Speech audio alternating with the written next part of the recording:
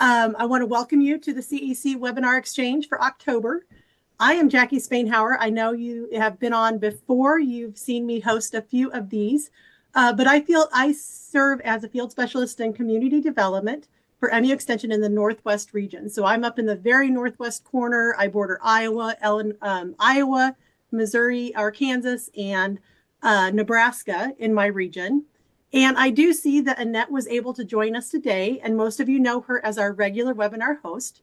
But when I approached her about this webinar idea that we're on today, she said, run with it. And so thank you, Annette, for joining us and letting me explore this topic with our attendees.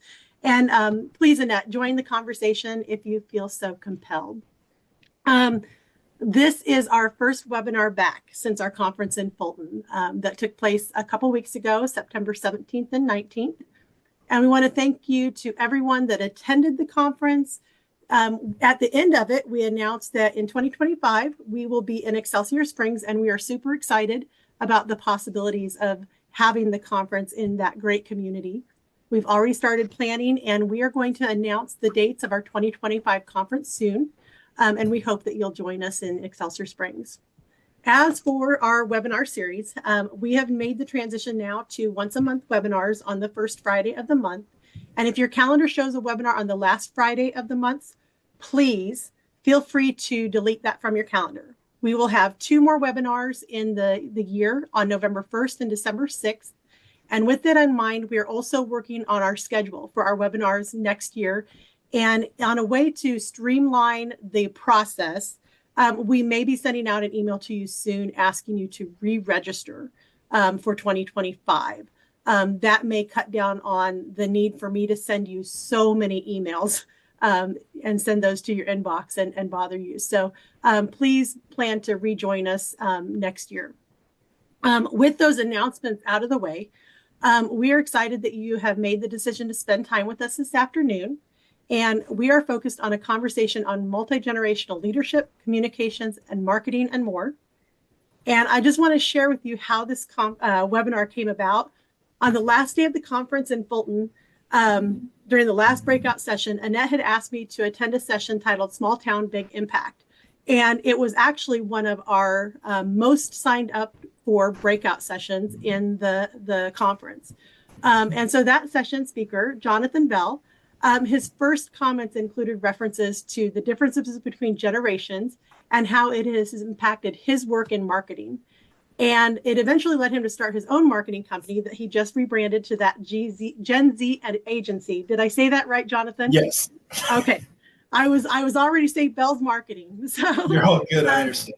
But that Gen Z agency that Jonathan opened when he was only 16 years old. So what a great opportunity to learn from Jonathan today. But before Jonathan's sessions was over, I had fired off a text to my good friend, Christel Gollnick, who was a breakout session speaker at our 2023 CEC conference in Benton County.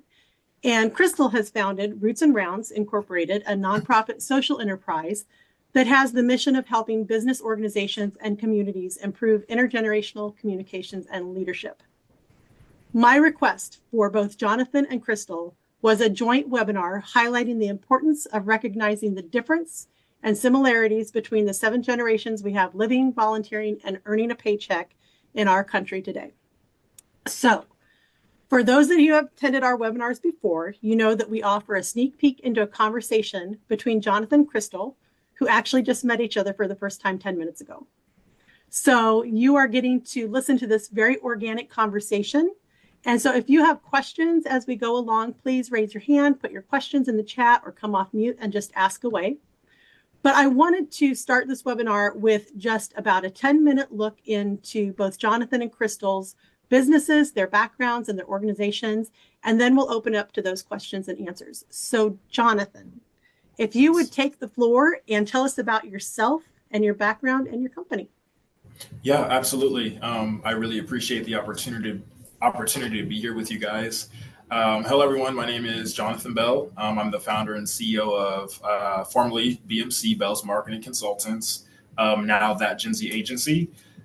So essentially what my organization did initially started at a very interesting time during COVID, March of 2020.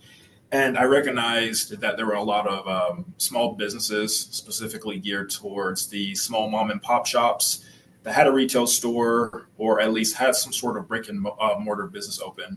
I noticed in certain states those businesses closed down, so I wanted to get myself out there and see how could I help these businesses actually survive during the pandemic. So our whole business model was to help turn some of those companies into an e-commerce model, and then of course help launch on social media, get some brand awareness out there. TikTok was really brand new at the time, so everyone's still trying to figure everything out with algorithms.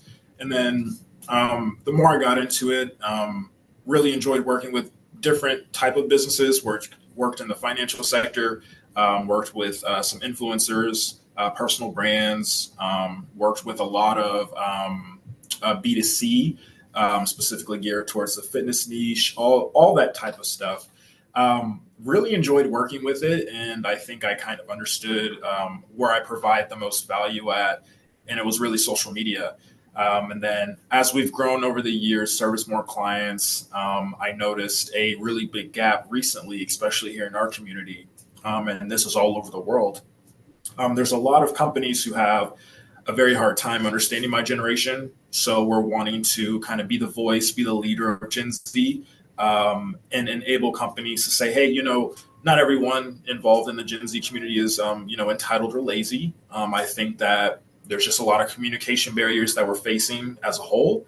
And we're in business to kind of help bridge that gap. So that's kind of why I'm a part of this conversation, help tackle brain drain issues, work with universities and see why we are not able to keep our young talent within the region. Why is it that they come to a city, graduate, and leave? So we're wanting to get more brain gain within the Ozark community and other communities around Missouri as well. So that's a little bit background about me. Wonderful. Thank you, Jonathan, for sharing that background with us. And Christel, if you would like to tell us a little bit about Roots and Rounds and your organization. Sure. First of all, thank you. Much like Jonathan, I feel very honored to be a part of this conversation and excited to connect with him as well as everyone else on the line today on this issue. So it's an issue and it's a topic and it's an opportunity. I think that's maybe the best way to introduce this. Roots and Rounds is an organization that decided to focus on multi-age workshops and events and retreats, all for the purpose of really promoting leadership development and team building. We like to say that we help get down to the root principles of inclusivity, respect, and innovation, really to empower leaders and their teams of all ages on their next round of difference making. So there's where Roots and Rounds comes from. But the whole reason that we did that is we've just noticed through a lot of different professional connections, experiences, community development opportunities, volunteer experiences over the years, that age is that one diversity characteristic that we all share, whether we're younger or older. We're just really living through the biggest generational shift in organizations and communities. And because of that, we felt that it might be a great lens to help people come together and learn some of these principles that we really need to understand from a diversity, equity, inclusion, accessibility, perspective on a lot of different topics, frankly. But age in particular is really important because it is one thing that unifies us. And we just noticed that there were lots of conflicts, unintended consequences, right, of different words that people were using in quite a few different situations. And we just thought to ourselves, this is silly. Like, we have so much more in common than we do differences. Is there some way that we can approach this in a meaningful way that's fun and interesting to help people understand how important each generation is to our overall community and organization and household, frankly. So that's where we got our inspiration for Roots and Rounds. It is a small nonprofit, but we do have quite a few different topics that we can come out and do presentations on, do workshops on. The latest one that just because it's top of mind for me is we're publishing a children's illustrated book right now and hoping to use that as a lead generator, which sounds kind of strange, but to talk with both adults and younger people how important it is to value each other's perspectives and understand that we all bring something to the table. So the name of the book is actually Stone Soup. It's based on a centuries old, multiple centuries old folk tale in lots of different cultures. We've rewritten it in a modern day setting and have been working with an illustrator who is, well, I think she's kind of right on that cusp of millennial and Gen Z. So Jonathan, you'd probably love visiting with Kelly, who I've been working with on that project as well. So that's just a little bit about what we do, little flavor. Perfect. Thanks, Christel. So before we move to some questions, Jonathan, some of the things that you talked about during your session at the conference were some examples of who you have helped through your business. I think several chambers of commerce and some of those. Can you give us a specific example of some of the things that you've done through your business? Yeah, absolutely. This year, early, I believe, mid-March, we worked with Branson Chamber of Commerce and Taney County Partnership. It's kind of like I believe it's more of a sub partnership under Branson Chamber. So they're getting to the point where majority of their students are actually about to graduate high school. And we travel to Branson High School, Forsyth High School, and Hollister High School as well, throughout the metro. And the entire region is experiencing a brain drain, to be quite honest with you, more of the high school level. So they believed it was more imperative to have someone that looks like them from an age perspective and let them know what is going on in our region and what exactly does our organization do, since we are still considered young for now, as a Gen Zer and as a Gen Z led organization. So overall, the results that we gotten from that, it definitely changed some perspectives of how students looked at the region. I think it was over 45% of this entire student body considered staying within the Springfield Branson metro instead of moving to a different state. Overall, they were engaged. It encouraged them to speak to more employers that were actually wanting to seek these potential job seekers and keep them here as well. So it was really more of an engagement type of session with them.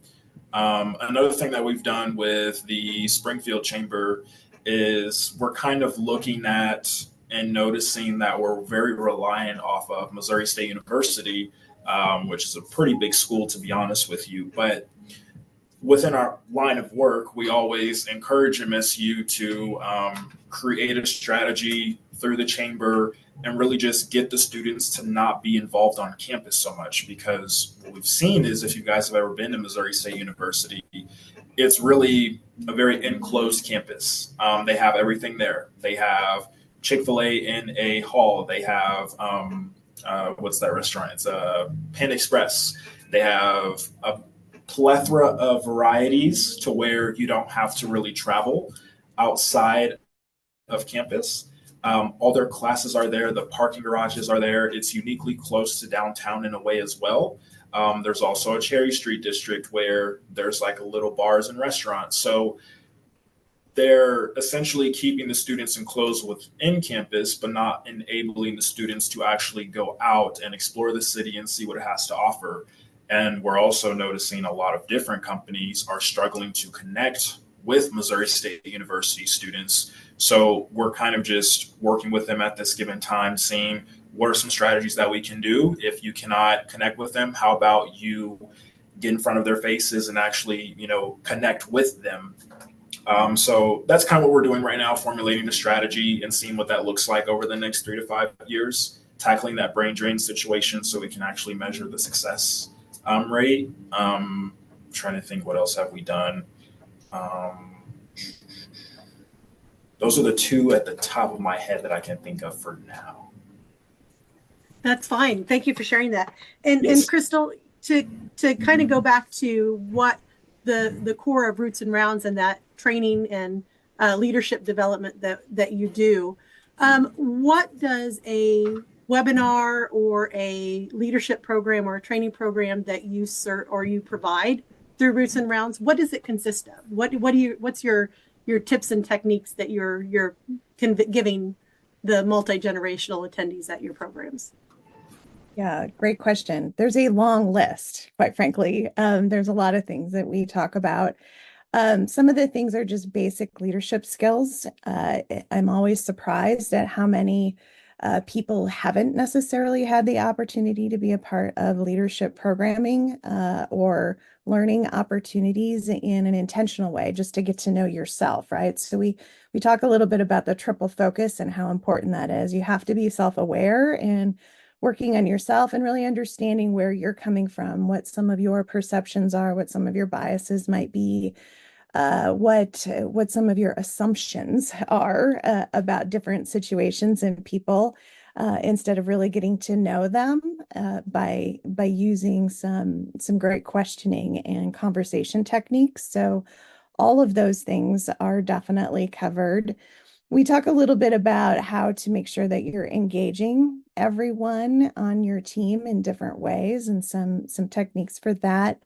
Overall communication skills, just the basics, right? Being clear, being concise. I'm not always very concise, but making sure that you're connecting with people in a meaningful way, helping them to feel comfortable being their unique and authentic selves, and making sure that they understand that their contribution to the team and the organization, whatever that situation is in each unique workshop, is valued, right? Valued for bringing unique skills to the table. So that's another big piece of it. We also talk a little bit about just, the importance of critical thinking and problem solving and being a big picture thinker. I work with multiple different organizations on systems leadership development, and Roots and Rounds is another one because it's just part of that triple focus. So when I talk about a triple focus, I mean self is kind of at that center of that. Then our relationships with others is the next circle. So we do a lot of different relationship building, and we have some fun trivia games and other unique activities that we do just to keep things light and engaging and interesting for people. But then that third circle, the outer circle of that triple focus, really is about understanding how the people that you're working with, engage with and are dependent on and impact, right? It's a two-way street, the bigger picture. So your environment, the not only from a place perspective, but your industry and all of the world in essence, right? So that triple focus is kind of a thread that we use to pull lots of different concepts together in meaningful ways that are just very, very tactile, like some basic habits that you can develop as an individual to be better at that whole respect, inclusivity, and innovative mindset, that really helps you get out of the box of how we've always done things around here and welcome the ideas of our younger people who have absolutely no idea what it's like to not have a phone on the wall, right? Just as an example. And then you have older people that you also want to make sure that you're really valuing and making feel comfortable with their contributions, because some of their perspective is very, very different than some of the younger set.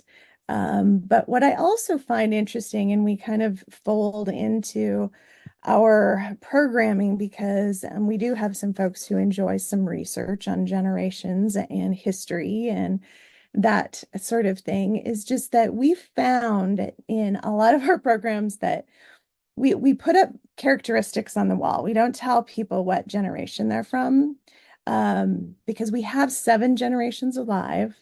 We have 6 generations volunteering in our communities, and we have 5 of them in our workplaces. Okay. So we just put various different characteristics that are generally true, right? Just on a general basis, you can't say that every single person fits into a label or box. In fact, that's exactly opposite of what our programming is about. But we put them on the wall and we ask people to, kind of gravitate towards, put dots, mark which ones they feel they most relate to. And then we have them stand there. And then it's really interesting to see that when we take the blinder off and we show people, okay, these are based on lots of different sets of research, data sets out there. These are general characteristics of those who are in the silent generation or traditionalist generation. In other words, that oldest generation. Then these are the characteristics of the baby boomers. These are the characteristics in general, right, of the Generation X and then millennials and Generation Z and Generation Alpha. And what always surprises me about that particular activity is that we will have some of our youngest members standing underneath the characteristics of the oldest generation and vice versa. And I think what that kind of tells me, one, is that we really do have a lot more in common than we think we do, just based on seeing each other, right? Because we sometimes judge the book by its cover, to use an old adage there. But the other piece of that is that history does kind of repeat itself, and different things that are going on within our culture, they might be very different, but they sometimes impact us emotionally very similarly. So when you think about people coming out of, let's just say World War II, they went into this time of great prosperity. Well, the people who are, roughly 80 to 100 years after that, are starting to experience some of the same sort of characteristics. So it's just fascinating to me, kind of loyalty and creativity and comfort levels with being innovative really sometimes skips a generation or two. So don't discount people just because they might be older or younger. I guess that's really the moral of the story for a lot of our different programming within Roots and Rounds. I serve on the board of Roots and Rounds. Since Christel and I have known each other for almost 10 years now, we've been working together on different programming. And I have sat through some of this programming, and it is eye-opening on some of the things that I have said to the younger generation and how wrong that is. And so even though I have bought in to this idea of improving communications and leadership in our generations, I myself have so much to learn and learn every day. At our board meetings, we always have a mission sharing moment when we talk about the different things that we've seen from month to month in the generations. And one of my favorite stories was my daughter and I traveling together, and she said something about she saw in a movie something about a collect call, and she goes, "What's a collect call?"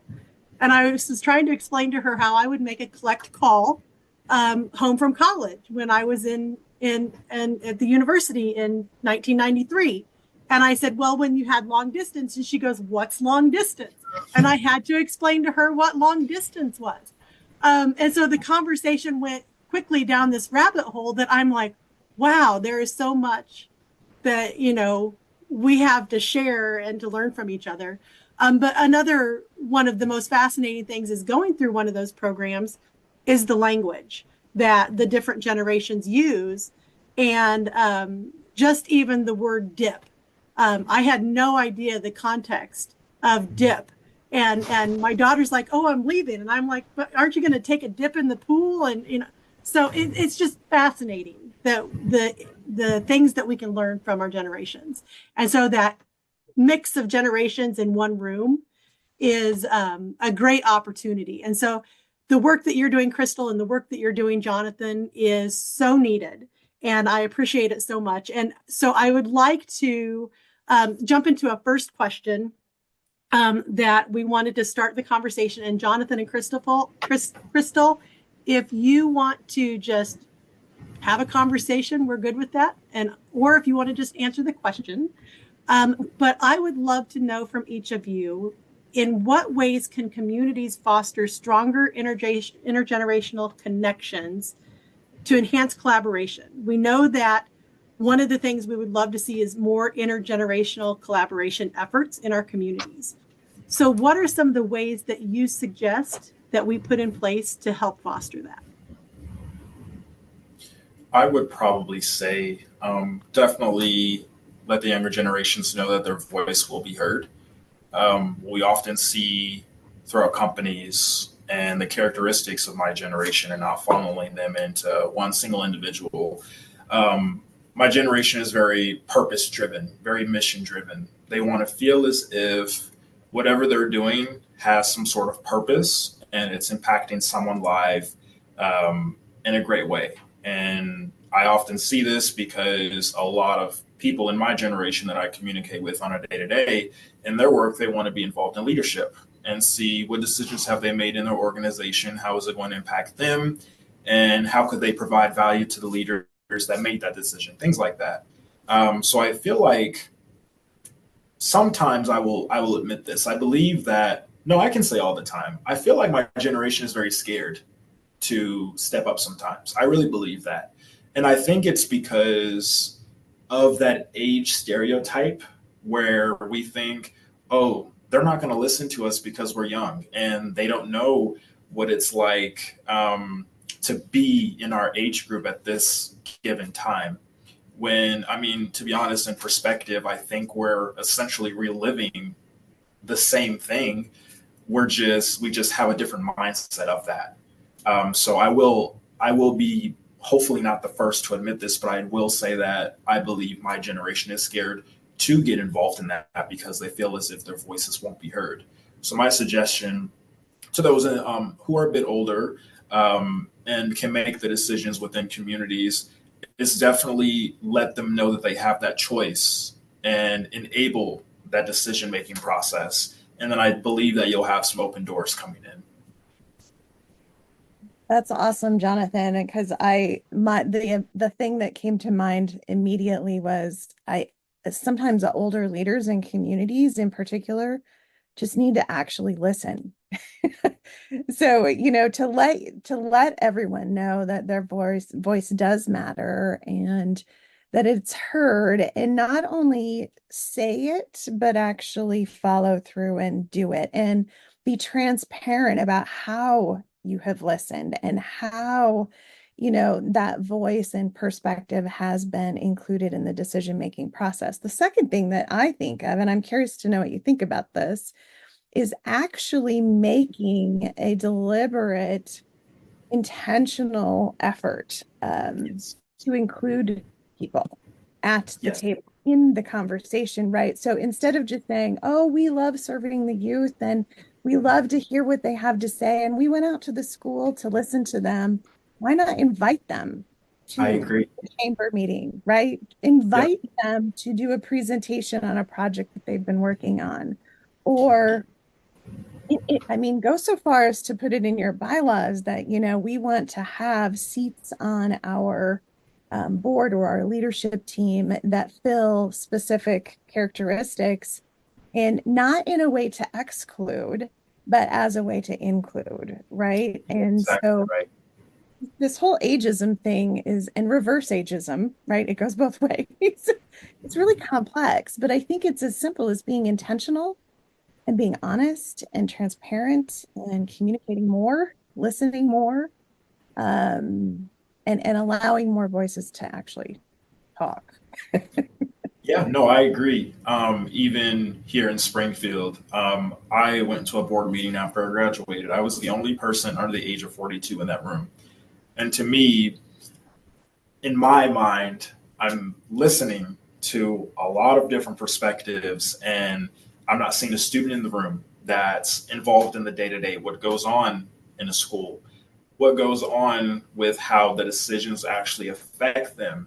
And I'm seeing people make decisions for them, and that should not be the norm. And I agree with Chamber of Commerce as well. I think that right now in our region, we struggle with retention um, because, well, one, we don't do a great job of advertising that things are actually available.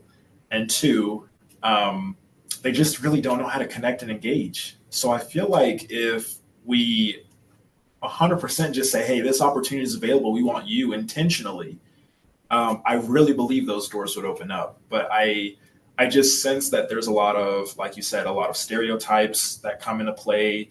Um, that weird gray area where it's like, hey, we know we need you, but do we really need you? That type of situation I often see with a lot of companies and organizations, really nationally.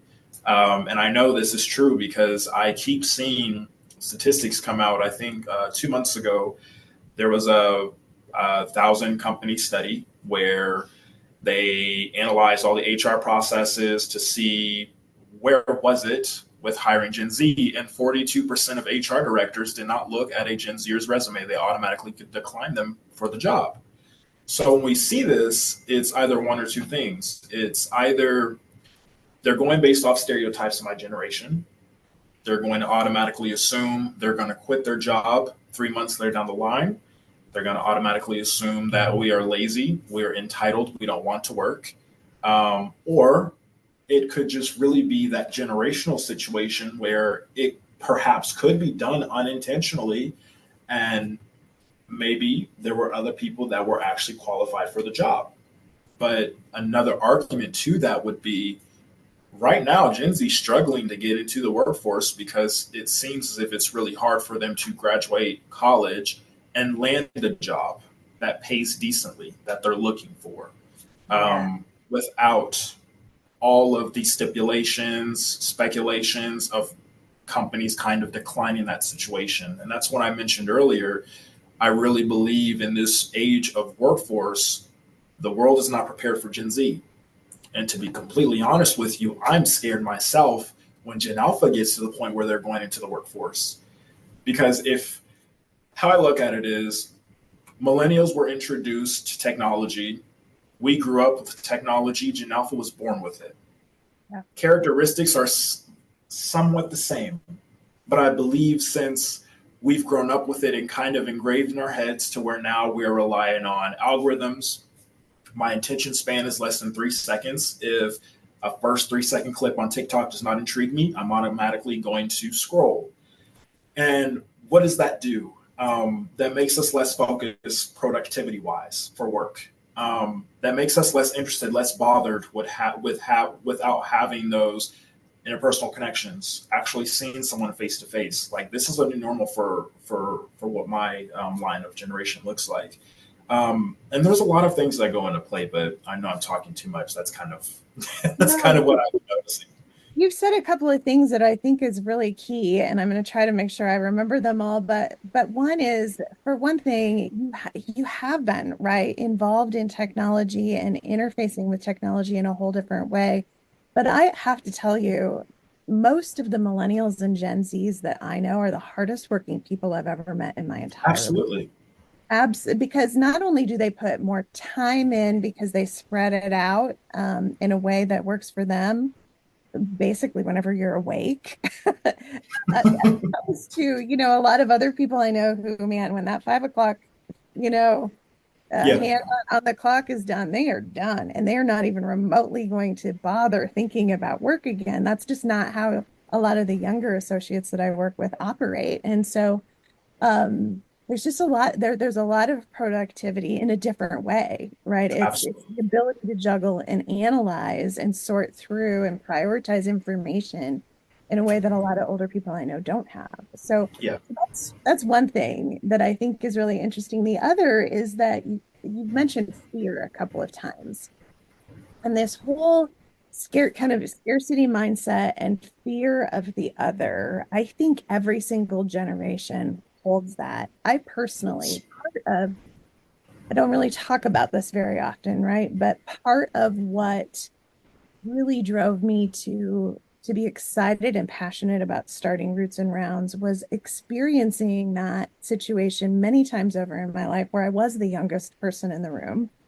Yes.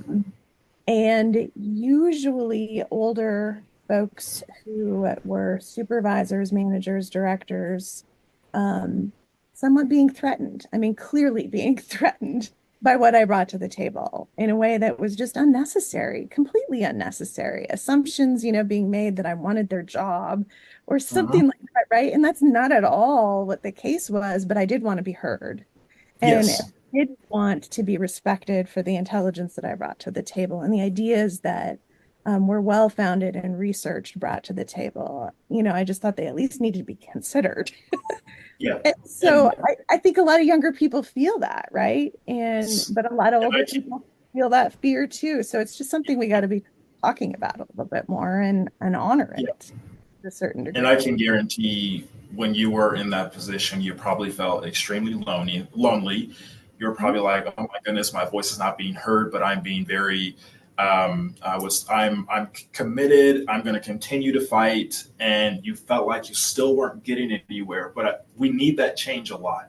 We Yeah. need it, whether we Yeah. like it or not. It's going to happen. I think that right now we're just in a position where we're slowly passing the baton, but we're not at the same time. Um, and like I keep saying earlier, I think we're just not ready yet. Yeah. And Gen Z is going to keep hammering the nail. They're like, "Hey, we're here. We are actually here. And whether you like it or not, this is what the workforce is going to look like within the next 5 to 10 years." So it's either we actually get together instead of just talking about it, or we continue to face the problem where we see the narrative, we see the issues, and we kind of just ignore it. Like it seems like we have been for quite some time. Right. So, Jonathan, I definitely hear you.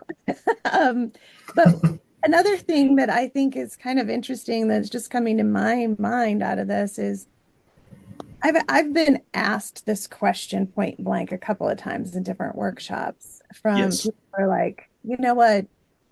There's been a problem between older and younger people since biblical times. It's in the Bible. It goes back that far. So what's Yeah. different about today? And my answer to that is, of course it has. I mean, because there's always been younger and older people, right? The difference now, though, is that we are seeing a much broader range with that whole 765 thing that I mentioned, 7 generations alive, Yes. volunteering five in the workplace. That's one thing, right? People are living longer.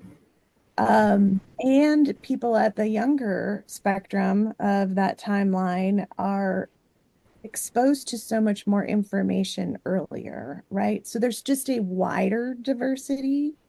And on top of that, we just have a lot going on in our world that continues to accelerate. We're living in what Thomas Friedman, he's a Pulitzer Prize winning author, and I've got a couple of different books by him, but he kind of coined the term age of acceleration, right? Mhm. We are living in an age of acceleration that just sort of compounds things that maybe have always been there for humans in a way that things are advancing so much faster than our human brains are really designed to Yes.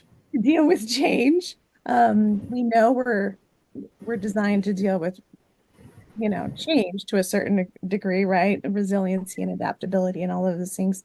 But it's just happening so fast right now. So that's why I think it's so critical that we continue to kind of, voice what you and I are doing in different arenas to help people understand that, yes, this has been around a long time, but instead of just sort of shoving it off and saying, oh, well, it's always been this way, so it'll always be this way, there are things we can do to help each other connect a little more Absolutely. meaningfully. And it goes back to simply listening and respecting and trying not to step on each other's toes, but move Yes. forward together better. I don't know how else to say it. Might sound kind of cheesy, but that's You're it. right. Yeah. I intentionally bring my team, I intentionally bring my peers to nearly anything major that I have. So when the Branson Chamber initially inquired to us about the project, the engagement series that they were looking for, I brought my entire team and I told them I'm not showing up to a meeting until I know my team is able to show up, experience this. I'm actually gaining knowledge about what's happening in the region along with my peers. With the Young Professionals Chamber of Commerce that we have here in Springfield, there's not a lot of representation of what young professionals generally look like from graduating college onto I would say mid-graduate, or I'm sorry, in college to graduating. It's a lot of individuals who are much more established, who have been in the community for years. And I believe that the term young professionals, while I agree that we should still have that, on the flip side, I believe that we should still have people that are still in development mode within the community. So that way, it's just not this group where, hey, we've been involved here for quite some time. Let's maintain our networking within this group. I think it should be spread out across the board. I feel like personally, I wanted to be involved in the Chamber of Commerce when I was in high school, but I got denied because of my age. But little did I know, in Branson, they opened doors up, I think, at the age of 16. So when I found that out, I was like, wow, this is amazing. They're actually providing opportunity. Let the opportunity open, and of course, advertise that as best as you possibly can, and let them know intentionally they're able to show up. And I really believe that everything will just be a little better, just knowing that people within that age group that are super ambitious, that actually want to get out there, actually meet CEOs of the largest hospital in the region, Cox Health. He always attends our chamber meetings. Mercy Hospital, we have 27 North, which is one of the fastest growing companies in the transportation manufacturing industry in the United States. We also have the second largest accounting firm in the country here in Springfield, which is Forvis Mazars, formerly known as BKD. So for me, and I also will put the education system involved in this as well. We shouldn't continue to allow our standard education system to let us just sit in a seat, change classes every hour, write our name at the top, do the work that we're told, fill it in if we get an A, B, C, D, A, B, C, D, or F. I really believe that is the new, that's just not going to work anymore. We are seeing students continuously challenge teachers as to how is this going to benefit me in the future? Is this curriculum actually going to provide me value for when I graduate high school? And to be honest, 6 times out of 10, it's not always the case. I can tell you I've learned everything myself from actually being involved in the community, learning things on my own, from a financial side of things, from a tax side of things.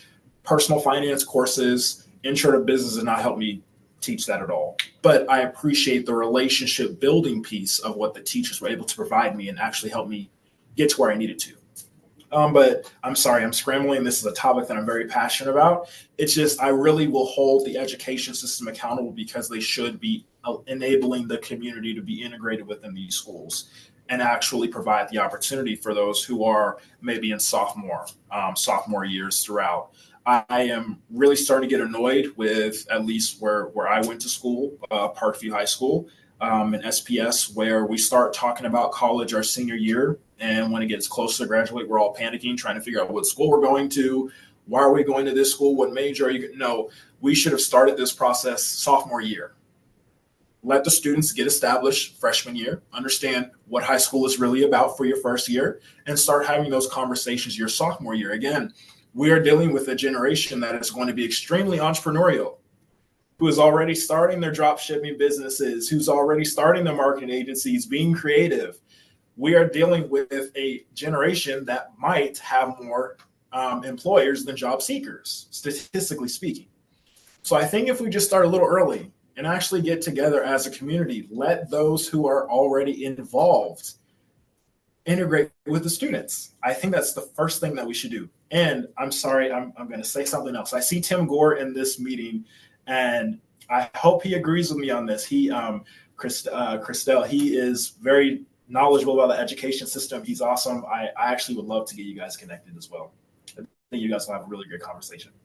Fantastic. I would love that because everything you said about the education system, I 100% agree with. And actually, I just have to give a little shout out to the local school district here in Clinton County, in the county seat, Plattsburgh. We have a superintendent who 100% agrees with us with what we're talking about here today, and has worked really hard, even though it's a rural area, to start what's called a CAPS program, which is just helping students interact with different businesses and kind of get their toes wet a little bit, get their fingers into what it's like to be in different businesses, and just kind of get out of the classroom and into the community a little bit more. We even opened up a retail front, a storefront in downtown Little Plattsburgh, and there's a whole team of students who worked on how to get that place renovated, how to,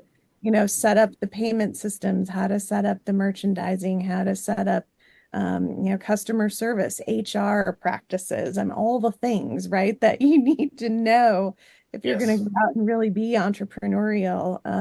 They're doing a great job, but that aside, some other things that I've done, and people who know me well, Jackie, you've probably heard me say this several times, as well as other people on the line who know me from various organizations. I always try to ask that question. So what do our youth think? What do the retired people in our community think? Are we really trying to invite them into various conversations as well? And it's just continually reminding people, hey, what are the people that you're serving actually think about this? And are you including them in that decision? I'm a part of an organization, a member of International Association of Public Participation.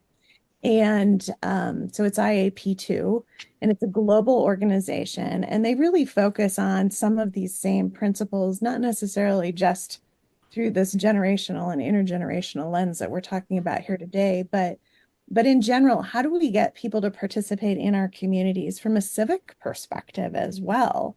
Not just an activation or activist perspective, I guess that's what I'm trying to say, or in our business communities, or in our education system, or in our faith communities, or in the healthcare system, all the different sectors, but civically as well. And a lot of it has to do with some of the same things we've talked about here today. Communicate with them, listen to them, make sure that the people who are having decisions impact their lives, make sure that they have an opportunity to be a part of that decision making, even if it's just influencing the decision because they've been listened to, right? So those are a couple of things.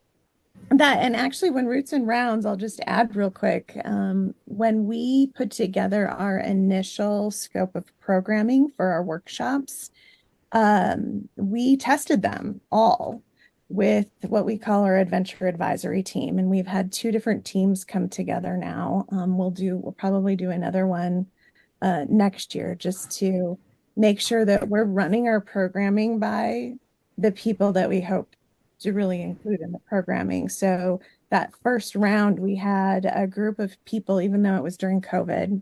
So our organization started at the end of 2019. And so 2020 was, man, it was really hard to get started at that point. But we switched gears. We went all online. We all learned Zoom, as everybody else in the world did, right? And we had a couple of participants from middle school. So like age 13 through, I think it was 74, maybe was the oldest that we had at the time on the line. But it was a group of a couple dozen people. And they were really we were encouraging them to be very honest, right, about what the content looks like, what the activities that we were doing. And we listened and we made some changes because of it. But it's that practical, right? It's actually including people versus just saying that you want to. Yes. That's where the intentionally comes in. I really feel like if, you let them know on an intentional level and not because you feel like you have to. I think that's one thing that I often see with organizations feeling like they have to include this group. Just kind of turns off a lot of people because I think they instantly know what that looks like. Yeah. I have seen schools and chambers start to work together occasionally where it's not everybody in the school, certainly. And I see in the chat, I understand 100% that, all these different programs usually doesn't hit every single student. Starting to open it up for those who are showing the interest is a great first step. But inviting, members of their FBLA, Future Business Leaders of America, to those chamber meetings, or student councils to, intentionally inviting them to a city council meeting. Yes. Sometimes it's just literally, it's like every age group, and this is not just about younger people, right? Sometimes we just have to ask. We have to actually make that invitation instead of assuming that, well, it's a public meeting. Everybody will just show up. Everybody knows that they can show up, how to show up, when to show up, what to say when they do show up, right? We can't make these assumptions because, frankly, I don't think people know. People just need to be asked to contribute. And a lot of times that's really all they want, is just to be asked. And then what we see with the generation is once they're asked, they want to be asked to do something that's meaningful to them and that they know they have the skills to contribute in a meaningful way. So with that, this has been an awesome conversation. And I appreciate you guys both of you for spending the last hour with us. I want to thank you, Christel and Jonathan, for being so open and just coming and jumping into this webinar with us and having this conversation. It's been wonderful. I do want to let you know that next month on Friday, November 1st, we are going to be hosting Caitlin Yeager, and she's a program director for Missouri Humanities, and she runs the Small Town Showcase program. And she is going to be with us on our webinar and tell us all about that program. So we're excited about her. But if there are topics that you would like to hear from us, if there are things that we talked about at the conference in Fulton that you would like more information, or a speaker that you'd like to hear a little bit more, or on a different topic from those speakers, please let us know. If you have someone in your community that you think would be a great panelist or presenter for our webinars, we're going to be scheduling up our 2025 lineup in the next few months. So we would love those suggestions. But other than that, we hope to see you in November for Caitlin, and we thank you for joining us today. And thank you again, Christel and Jonathan, and we will see you next month.